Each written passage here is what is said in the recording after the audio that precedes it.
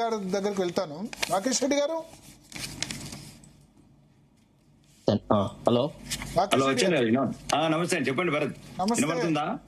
నమస్తే నమస్తే. ఎక్కడ ఎమ్మెల్యేల అసంతృప్తి మొదలైతే అక్కడ బీజేపీ, ఈడీ, సిబిఐ అన్ని కూడా వాళ్ళతో ఇక్కడ చాలా సైలెంట్ ఉంది. అక్కడ ప్రభుత్వం గవర్నమెంట్ ఫామ్ చేయాలని చెప్పి రెడీ ఉంటది.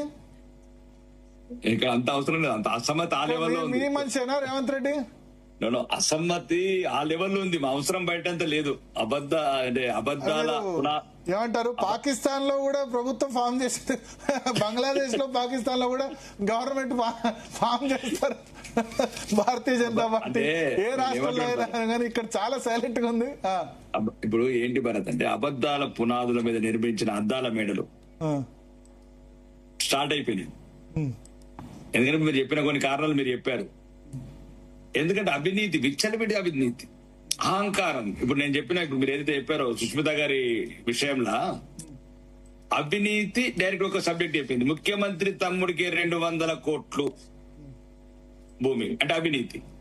అహంకారం తలకెక్కిందా రేవంత్ అని. అంటే నువ్వు ఎట్లుండివి ఎట్లయినవు. 2, మూడోది నువ్వే సీటు డిక్లేర్ చేస్తున్నావు. అంటే ఇక అన్ని రకాలుగా పార్టీ లైన్ ని క్రాస్ చేసిండు ఆయన. అంటే ఆమె మాటల మీదకి వెళ్ళాక సుష్మిత గారి స్టేట్మెంట్ కావచ్చు, ఆ వీడియో 2-3 సార్లు విన్నాను. ఇంకా రెండోది మీరు చెప్పినట్లు ఇప్పుడు అవినీతి అన్నది వాళ్ళకి టికెట్ డిక్లేర్ చేయకపోతే, పరకాల్లో టికెట్ ఇవ్వకపోతేనే గుర్తొచ్చిందా సుష్మితకు? అది వాళ్ళ వ్యక్తిగతం.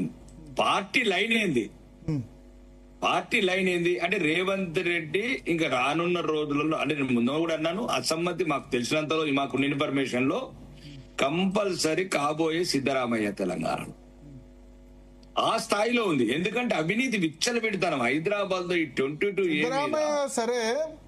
అక్కడ మరి డీకే శివకుమార్ ఎవరు? డీకే శివకుమార్ మీరు చెప్పినట్లు ఇప్పుడు ఫ్లైట్ నడిపిన వాళ్ళు ఉన్నారు, ఫ్యామిలీకి లయబిలిటీస్ చాలా మంది ఉన్నారు. ఉత్తమ్ కుమార్ అంటే ఏదో ఫ్లైట్